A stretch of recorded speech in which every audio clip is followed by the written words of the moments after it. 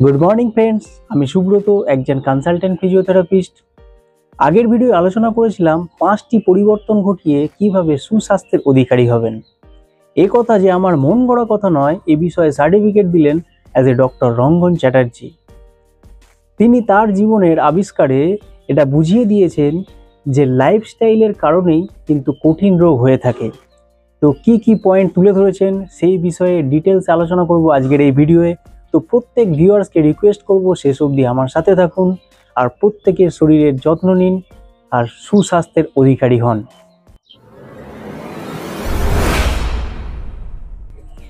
Doctor রঙ্গন চ্যাটার্জি একজন প্রবাসী ভারতীয়, বর্তমানে তিনি ব্রিটেনে থাকে। তার লেখা একটা আর্টিকেলস আমি ইন্টারনেটে পড়েছিলাম, তো পড়েই মনে হয়েছিল আপনাদের সাথে শেয়ার করাটা অত্যন্ত জরুরি। এই মুহূর্তে দাঁড়িয়ে যেভাবে কঠিন রোগে মানুষের জীবন অতিষ্ঠ হয়ে উঠেছে, সেই জায়গা থেকে মুক্ত করতেই তিনি যে দেখেছেন 20 বছর ধরে রিসার্চ করে যে মানুষের জীবনধারার পরিবর্তনই কিন্তু কঠিন রোগ হয়, কোনো জেনেটিক্স ইস্যু না।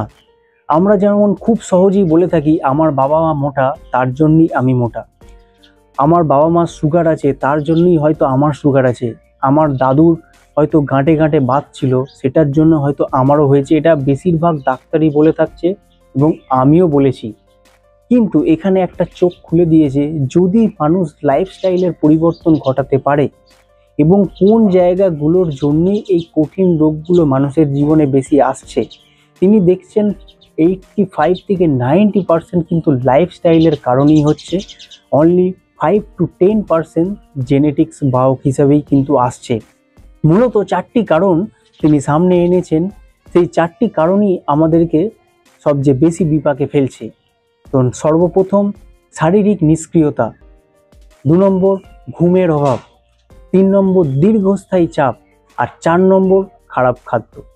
নাম্বার 1 শারীরিক নিষ্ক্রিয়তা। এর আগেও আমি আলোচনা করেছি এবং অনেক ডক্টর আলোচনা করেন যে আজকের জেনারেশনে দাঁড়িয়ে শারীরিক নিষ্ক্রিয়তাটা একদম স্বাভাবিক জায়গায় দাঁড়িয়ে গেছে। কারণ আমরা আর কায়িক পরিশ্রম করি না, মানে কঠোর পরিশ্রম। আগেকার দিনে আমাদের বাবা বা দাদুরা যেভাবে পরিশ্রম করতো, হার্ড পরিশ্রম, মানে সারাদিনে 8-9 ঘন্টা হার্ড পরিশ্রম করতো মাঠে এবং কলকারখানা।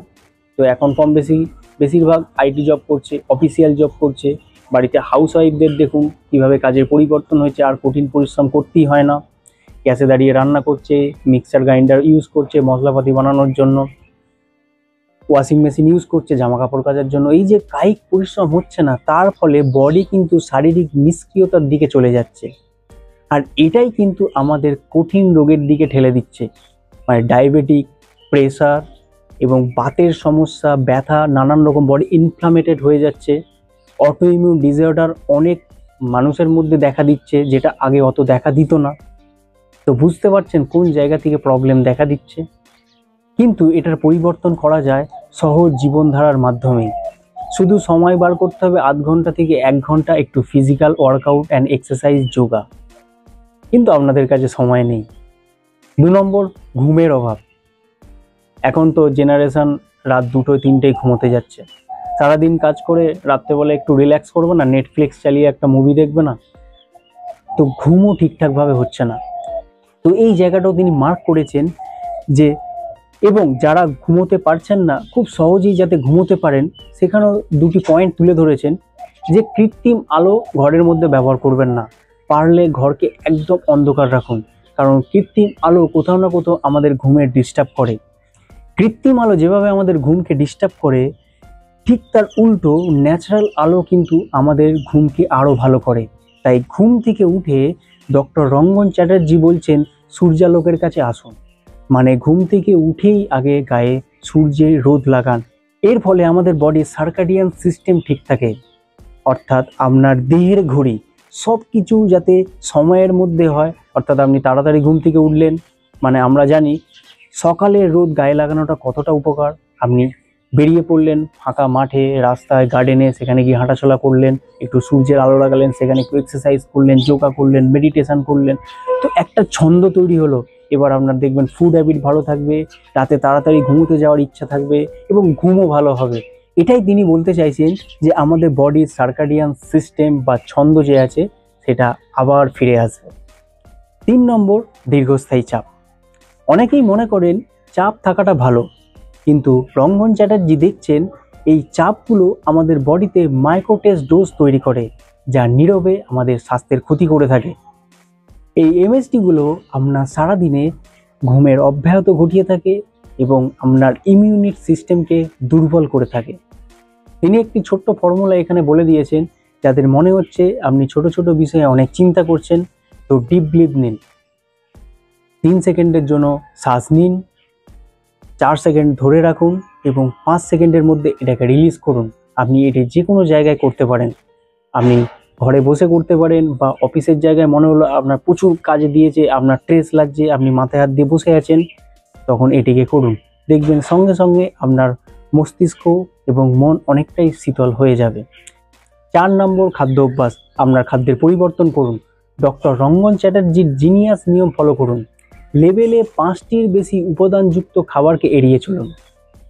এটি কোনো স্বাস্থ্যকর খাবারের বিষয় নয়, এটি হচ্ছে আমাদের আসল খাবার বিষয়। যত বেশি উপাদান থাকবে তত বডিকে প্রক্রিয়াজাত করতে হবে, আর যত বেশি প্রক্রিয়াজাত হবে বডিতে ইনফ্লামেশন তৈরি হবে। আর আপনারা প্রত্যেকেই জেনে গেছেন ইনফ্লামেশন মানেই কিন্তু ব্যথা বেদনা বাড়বে। আর 12 ঘন্টার উইন্ডো তৈরি করার চেষ্টা করুন।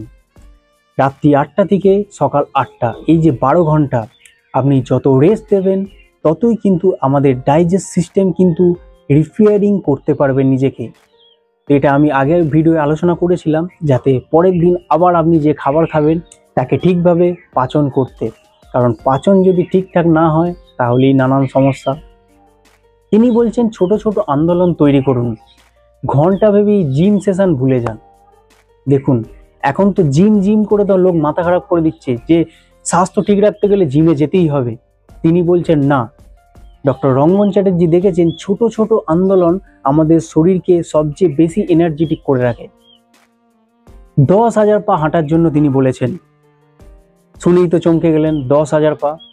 কিন্তু এটাকে ছোট ছোট স্টেপ করে নিন। সকালে একটু হাঁটুন, পারলে লাঞ্চের পরে একটু হাঁটুন, আর শেষে বিকালে একটু হাঁটুন। ছোট ছোটোভাবে বডির মধ্যে আন্দোলন তৈরি করুন। আর যারা বসে কাজ করেন তারা বডির মধ্যে একটা নড়াচড়া তৈরি করুন। যখনই আধ ঘন্টা হয়ে যাবে একটা বডির মধ্যে স্ট্রেচ তৈরি করুন। এই স্ট্রেচিং কিন্তু আমাদের বডির সার্কুলেশনকে ঠিক রাখে, এবং যদি পারেন একটা কোর্স করে নিতে পারেন। 2-1 বার বসে আবার উঠে পড়লেন, এতে এই যে নড়াচড়া হলো আপনার বডি কিন্তু স্ট্রাক করে যাবে না। এই স্ট্রাক করার জন্যই কিন্তু এই মুহূর্তে দাঁড়িয়ে আইটি ইঞ্জিনিয়ারদের স্পন্ডালাইসিস রোগ ঘিরে ফেলেছে, স্লিপ ডিস্ক, বালজিং ডিস্কের মতো রোগ দেখা দিচ্ছে, ইভেন সার্জারি পর্যন্ত করতে হচ্ছে আইটি ইঞ্জিনিয়ারদের, যারা সবসময় রিভলভিং চেয়ারে বসে আছে। তো তারা এটা অবশ্যই ফলো করুন। ডিজিটাল উপবাস, এটা শুনে একটু অদ্ভুত লাগছে, উপবাস তো খাবারে হয়, আবার ডিজিটাল? হ্যাঁ, ঠিক শুনছেন। আপনার ফোন এই মুহূর্তে দাঁড়িয়ে আপনার পকেটে একটা ট্রেস ফ্যাক্টরির মতো। এই ছোট ছোট ট্রেস কিন্তু আপনাকে ট্রিগার ক্রিয়েট করছে, আপনার অ্যাটেনশনকে কেড়ে নিচ্ছে। এটা শুধু আপনার সাথে হচ্ছে না, পৃথিবীর এই মুহূর্তে 99% মানুষের সাথে ঘটছে, আমার সাথেও ঘটছে। আমি তাই নোটিফিকেশান বন্ধ রেখেছি। আপনারাও চেষ্টা করুন নোটিফিকেশান বন্ধ রাখুন, আর যতটা পারবেন ফোন থেকে নিজেকে দূরে রাখুন, অর্থাৎ ডিজিটাল উপবাস করুন। যে অন্তত ফোনটাকে সরিয়ে একটু নিজেদের মধ্যে কথা বলুন, ন্যাচারাল ভিউতে ফিরে আসুন, আর্টিফিশিয়াল জগৎ থেকে নিজেকে বার করুন, কারণ আপনার মনেরও তো একটু শান্তির দরকার। আর সর্বশেষ, কৃতজ্ঞতা অনুশীলন। ঘুমোতে যাওয়ার আগে আপনি যে এই পৃথিবীতে আছেন, কাদের জন্য আছেন, 3 থেকে 4টি কৃতজ্ঞতা বেছে নিন। যে আপনি সুস্থ আছেন তার জন্য ভগবানের কাছে ধন্যবাদ জানান।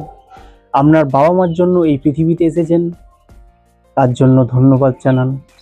আপনার পার্টনার খুব ভালো, আপনার খেয়াল রাখে, তার জন্য ধন্যবাদ জানান। এটি ধ্যান ছাড়া ধ্যান, অর্থাৎ যারা ধ্যান করার টাইম পাচ্ছেন না, যদি এই সামান্য কৃতজ্ঞতা করেন, কৃতজ্ঞতা দেখান ভগবানের কাছে, আপনার পরিবারের কাছে, তাহলে কিন্তু আপনার মাইন্ডফুলনেস অনেক বেড়ে যাবে, আপনার মন অনেক ভালো থাকবে। এটা আমার কথা না, ডক্টর রঙ্গন চ্যাটার্জি 20 বছর রিসার্চ করে মানুষের মধ্যে দেখেছেন এই ছোট ছোট পরিবর্তনগুলো আমাদের বড় বড় রোগের হাত থেকে আমাদেরকে সুরক্ষিত প্রদান করে। তাই প্রত্যেক ভিউয়ার্সকে রিকোয়েস্ট করব, ডক্টর রঙ্গন চ্যাটার্জির এই জিনিয়াস নিয়মগুলো মেনে চলুন আর সুস্বাস্থ্যের অধিকারী হন। যদি আরও ভালো ভালো ভিডিও আপনারা পেতে চান, আরও হেলথ রিলেটেড টিপস পেতে চান, তাহলে আমার চ্যানেলটা অবশ্যই সাবস্ক্রাইব করে রাখবেন। আমি আপনাদেরকে বোঝানোর চেষ্টা করছি, জানি এই স্বাস্থ্যকর টিপস কেউ নিতে চায় না, কারণ সবাই এখন এনজয় করতে চায়, একটু আমোদ বিমোদ করতে চায়, একটু অ্যালকোহল খেতে চায়, একটু স্মোক করতে চায়। কিন্তু একটা কথা মনে রাখবেন যে আমরা কি ভুল করছি, সেটা হচ্ছে জাবানি আন্ধি আর বুড়াপা ল্যাংড়া। কারণ যৌবন অন্ধ হয়ে থাকে, ভাবছে এইটাই আমাদের জীবন, আর যাদের বয়স হয়ে গেছে তারা লেংড়ে লেংড়ে আমাদের কাছে আসছে ফিজিওথেরাপি করানোর জন্য, যে দাদা আমার গাঁটের ব্যথা কমছে না, যে দাদা আমার হাঁটু খারাপ হয়ে গেছে। কারণ তাদের এই লাইফস্টাইলের ফলেই কিন্তু তারা আজকে এই জায়গায় পৌঁছেছে। চিন্তা করতে পারবেন না, 40-এর আগেই মানুষের হাঁটু খারাপ হয়ে যাচ্ছে।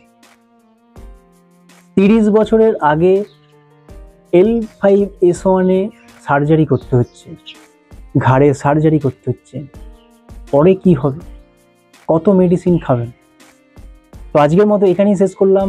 প্রত্যেকেই সুস্বাস্থ্যের অধিকারী হন, সুস্থ থাকুন, ভালো থাকুন।